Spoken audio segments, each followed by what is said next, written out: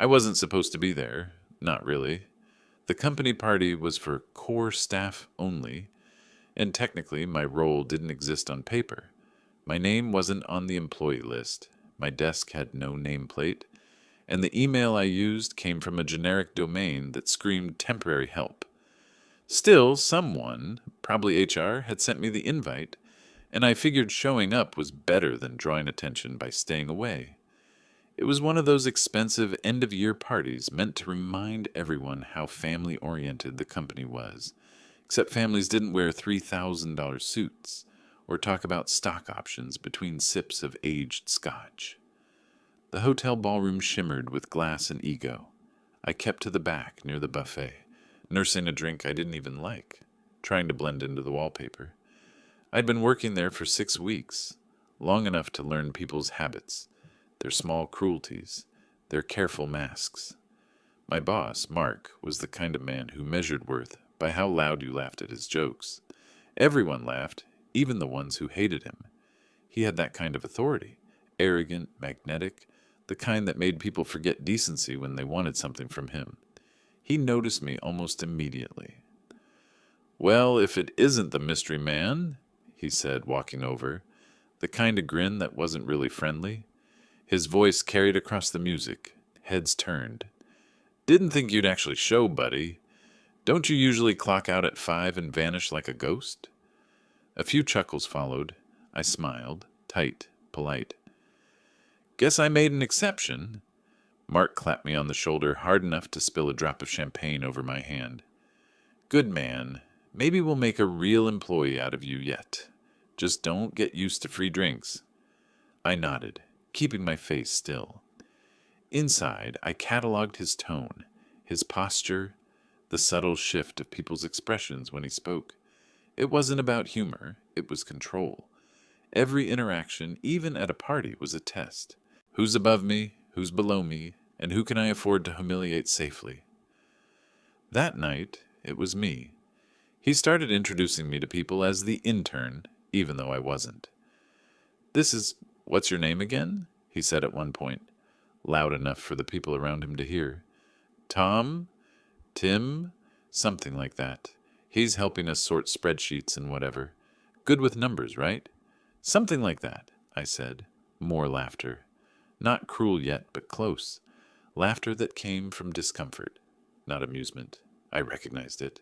I'd seen that kind of behavior before, in boardrooms and corporate dinners, in the way men like Mark tried to prove they were untouchable by stepping on someone else's dignity. I excused myself, moved toward the terrace. Outside, the city hummed below. I watched the lights, feeling that familiar mix of anger and control tighten in my chest. Not yet, I told myself. Not tonight. When I came back in, Mark was on stage, microphone in hand, grinning at his own reflection in the champagne flutes. He was telling a story about teamwork and humility. Everyone clapped. He spotted me again. "Ah, there's my guy, the man of the hour. Come on up, show us the face of dedication." It wasn't an invitation. It was a command wrapped in a joke. The crowd laughed. Someone even whistled. I walked up slowly, each step measured. The music dimmed a little. He handed me the mic. "Tell us, what's it like being at the bottom? Still fun?" A ripple of laughter. I could feel it vibrate through me. Every face around us blurred into one collective smirk. I looked at Mark, really looked at him. The gold cufflinks, the carefully loosened tie, the smugness of a man who thought the room belonged to him. "Honestly," I said into the mic, "it's been educational." He laughed, slapping my back again. "Hear that? The kid's learning. Don't worry, maybe one day you'll make it past the coffee runs." More laughter, the kind that burns. I handed him the mic back and walked off stage before he could say more. My heart was steady, my mind sharper than ever. Because here's the thing, he wasn't wrong. I was there to learn, just not in the way he thought. I watched him from my seat, surrounded by his loyal circle, drinking and boasting like a man invincible. His words echoed faintly in my head. "Maybe one day you'll make it past the coffee runs." I smiled into my glass. because that day was coming a lot sooner than he thought. But that was just the beginning. The next morning, people were still talking about it. How Mark roasted me at the party. I heard it in the break room, in the elevator, even from Achar, who smiled too brightly when she said, "You were a good sport last night." A good sport. That's what you become when you let someone humiliate you publicly, and no one wants to admit it made them uncomfortable. I didn't argue. I smiled, nodded, and went back to my cubicle, a small beige box at the far end of the open floor plan, where the only window view was a brick wall. Mark's office, of course, had glass walls, a skyline view, and a leather chair that probably cost more than my car. He walked past my desk mid-morning, coffee in hand, radiating smug energy. "Tommy, my man," he said, "hope I didn't hit too hard last night. You know how it is. Corporate banter." Corporate banter. The phrase dripped with condescension. "It's fine," I said. "Good, good," he said, already walking away. "You've got potential, kid. Stick around long enough and maybe you'll get your own desk with a window someday. Just don't screw up the report this week, all right? Big people are watching." He had no idea how true that was. That report, the one he was too busy to prepare himself, was the same one the CEO had asked me to review in my other capacity, the role no one in this building, not even Mark, knew I held. Officially, I was a contract data analyst. Unofficially, I was the corporate culture auditor, sent by the CEO himself to quietly observe, assess, and report on leadership behavior before a major restructuring. And Mark was at the top of my list. I spent the next few days quietly documenting. I wrote down everything, how he dismissed ideas from junior staff, how he took credit for others' work, how he mocked people when no one above him was listening. I didn't exaggerate. I didn't judge. Just facts. Words, dates, witnesses. The truth doesn't need decoration, it just needs time to breathe. By Friday, he'd given me a new task. Stay late and compile a presentation for Monday's executive meeting. His slides, his name on the cover. My work. Consider it a chance to prove yourself, he said, tossing the USB drive onto my desk. You don't mind staying late, right? You don't exactly have a life. He laughed at his own joke and left. I stayed. Not because I had to, but because I wanted to. There was a strange calm in the office after everyone left. No fake smiles, no posturing, just the hum of machines and the sound of truth forming quietly in data. I finished his slides. Then I added my own, just 3 at the end. Simple, factual, impossible to ignore. Instances of employee intimidation, unauthorized expense claims, misattributed project credit, all backed by screenshots, timestamps, and internal memos. The file name, Department Report, Dutch Final PPTX. He never noticed the extra pages until it was too late. On Monday morning, the atmosphere was electric. The CEO himself was attending. People whispered about promotions, bonuses, mergers, the usual gossip that makes grown adults act like children waiting for candy. Mark strutted in, wearing a new suit. He looked at me briefly and smirked. You get the slides ready, champ? They're ready, I said. Good, he grinned. Try not to embarrass me this time. He had no idea. The meeting started. Projectors hummed to life. His voice filled the room. Smooth, confident, rehearsed. Ladies and gentlemen, what you're about to see represents months of hard work by my team. My work, he clicked through the slides one by one, oblivious. Numbers, charts, metrics. Applause murmured softly through the room. Then, click. The next slide appeared, a screenshot of an internal email. Get him to do it. I'll take the credit later. His name in the header, time-stamped, forwarded. The room froze. He blinked, confused. Clicked again. Another slide, expense reimbursement, unauthorized claims, with attached receipts, his card, his signature. Wait, what is this? He stammered. People shifted in their seats. Whispers filled the air like static. Keep going. said a calm voice from the head of the table. The CEO. Mark's mouth opened, then closed again. He clicked once more, hands trembling. Final slide, summary. Leadership Conduct Report. Section Head, Mark Evans. Reviewed by Internal Auditor, confidential. The CEO leaned forward. Interesting choice of slides, Mark. Care to explain? I don't know where those came from, he said, panic rising. This isn't... Someone must have tampered with... I looked up from my seat near the end of the table, my expression neutral. You asked me to finalize it Friday night. I assumed you'd reviewed it before presenting. His eyes met mine. The first time that week, he didn't have anything to say. The CEO turned toward me. And you are? I met his gaze evenly. Thomas Reed, sir, internal consultant, reporting directly to corporate. The silence that followed was heavy. You could hear the air conditioner click on. Someone at the table coughed. The CEO sat back slowly, studying me. Then he smiled, not kindly, but knowingly. Ah, he said. So you're the one. Mark looked between us, confusion spreading like ink in water. The one? What's going on? But that was just the beginning. The air in that conference room changed, dense, electric, sharp like ozone before a storm. Mark stood frozen at the head of the table, his face pale, the clicker trembling in his hand.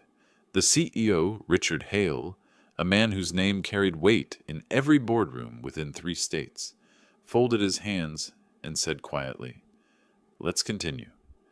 Nobody breathed. I think there's been a misunderstanding, Mark stammered, glancing around for backup that wasn't coming. The senior managers, who usually laughed at his jokes, suddenly found their notes fascinating. This isn't... I didn't... Richard raised a hand, silencing him. Mr. Reed, he said, turning to me, you've been with us for what, 6 weeks? Yes, sir. And you've seen enough to write this report? Yes, sir, I said evenly. Everything on those slides is documented, cross-referenced with emails and expense records. You can verify it yourself. He smiled faintly, the kind of smile that said he already had. Mark's breathing quickened. Wait a second, you knew about this? You set me up? Richard leaned back, unbothered. Set you up? No, Mark. I simply gave you enough rope to see how you'd use it. A ripple of quiet gas moved through the room. Thomas isn't just a data analyst, Richard continued. He's part of our internal audit initiative. Confidential. Independent. You were one of 3 department heads under review for the new compliance restructure. The room went dead silent again. I'd been invisible for 6 weeks, walking among them while they joked, lied, and played power games. And now every pair of eyes in that room looked at me differently, not as the quiet guy from the back desk, but as something else, something that could end careers. Mark's jaw flexed. This is insane, he said, voice breaking. You can't just plant someone in my department without telling me.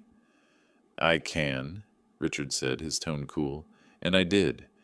You've been warned before about leadership conduct. This was your final assessment. Mark turned toward me, fury pushing through the fear. You smug little fraud. You think this makes you better than me? You wouldn't last a day doing my job. I stood calm, steady. You're right, I said. I wouldn't. Because your job isn't really about leadership. It's about performance theater. About pretending authority while everyone else does the real work. He stepped closer, red-faced. You think you're a hero. You're just another guy trying to impress the boss. Maybe, I said, but I didn't have to humiliate anyone to do it. That hit harder than I expected. His jaw clenched. His hand twitched at his side. For a second, I thought he might actually hit me. Richard's voice sliced through the tension. That's enough, Mark. He stood. Security will escort you to HR. You're suspended pending investigation. Mark's face crumpled. You can't do this, Richard. I've been with this company for 9 years. Yes, Richard said evenly. And for 8 of those, you've been the reason good employees keep leaving. Mark looked around one last time, desperate for anyone to defend him. No one met his eyes. When security entered, the shuffle of their shoes echoed like a drumbeat. Mark tried to straighten his tie, tried to salvage dignity, but the sight of the guards waiting broke something in him. His voice cracked as he said, "You'll regret this, all of you." No one answered. As they let him out, Richard turned back to me. "Mr. Reed, I believe you've done exactly what we asked." "Thank you, sir," I said quietly. He studied me for a moment. "You handled yourself well under pressure. Come by my office this afternoon. I'd like to discuss your future here." And just like that, the room dissolved back into murmurs. Chairs shifted. People exhaled. But the looks, they stayed. Some curious, some wary, some almost fearful. I gathered my things slowly. As I reached the door, a voice whispered behind me, "You planned this all along, didn't you?" It was Jenna, one of the analysts, someone who'd always been polite but distant. I paused. "No," I said. "I just stopped pretending." She nodded slightly. "He deserved it." I didn't answer, because the truth was this wasn't about revenge. Not really. It was about something quieter, heavier, the kind of justice that doesn't make headlines but leaves the air cleaner when it's done. Still, when I walked out into the hallway, I couldn't help it. I smiled. They thought I was nobody. They were wrong. It's strange how quickly a company forgets a man. By the next week, Mark's name had already been scrubbed from the org chart. His office door, once plastered with self-congratulatory awards, now stood open and empty. Someone had boxed up his belongings. A few golf trophies, a photo with the governor, and that ridiculous framed quote, "Winners make their own luck." No one talked about him out loud, but the silence was full of ghosts. I kept working quietly, as I always had. People were polite now, too polite, smiles that didn't reach the eyes, greetings that sounded like rehearsed lines. They weren't sure whether to treat me as one of them or as something above them. The truth was, I didn't want either. I hadn't joined this company to expose anyone. I'd joined to understand why people like Mark thrived and why everyone else just learned to endure them. A week later, I got the call. "Thomas!" Richard's voice came through the speakerphone, calm as ever. "Can you come up to the executive floor?" The top floor was a different world, carpet instead of tiles, art instead of motivational posters. I'd walked through it before, once, weeks ago, but this time the receptionist smiled like she'd been expecting me. Richard's office was all glass and skyline. He stood by the window, hands in his pockets, the city glowing beneath him. "You handled the situation professionally," he said, turning to face me. "You could have humiliated him. You didn't. That matters." I didn't say anything. He motioned for me to sit. "We're restructuring. Mark's department will be folded into a new unit focused on internal ethics and staff development. I want you to head it. Interim, for now." I blinked. "Sir, I'm not sure that's—" "You earned it," he said simply. "And frankly, I need someone who understands both sides of this place. Someone who knows what it feels like to be invisible." That last line stayed with me. He handed me an envelope. "Your new contract. Think about it." When I left his office, the elevator ride down felt endless. I wasn't thinking about titles or pay. I was thinking about how easy it is to forget kindness. When you start climbing stairs made of other people's backs. By Friday, word had spread. The temporary guy was now the new department head. No announcement, no grand reveal, just quiet adjustments in the directory, a new nameplate, and a shift in tone when people said hello. The following Monday, I walked into what used to be Mark's office. His old chair creaked as I sat down. On the desk, I found one last thing they hadn't packed, a small glass of whiskey, half full, the rim still faintly marked. I dumped it into the trash. That afternoon, the CEO called for a short staff meeting. He spoke briefly about accountability, respect, and the importance of treating people decently, no matter their title. Then he nodded toward me. "Thomas here is living proof that good work speaks louder than ego." A few people clapped. Most didn't, but that was fine. Applause was never the goal. When the meeting ended, I stepped out onto the balcony overlooking the city. The same skyline that had glowed the night Mark mocked me now shimmered under a softer light. I thought about his laughter, the sting of that night, the way everyone else joined in just to feel safe. I thought about how easy it would have been to hate him. But hate never fixes anything. It just fills the silence where growth should be. Later that evening, as people packed up, I noticed Jenna lingering by my door. She smiled faintly. "Feels different around here," she said. "Yeah," I replied. "Quieter." "Better," she added. "Maybe."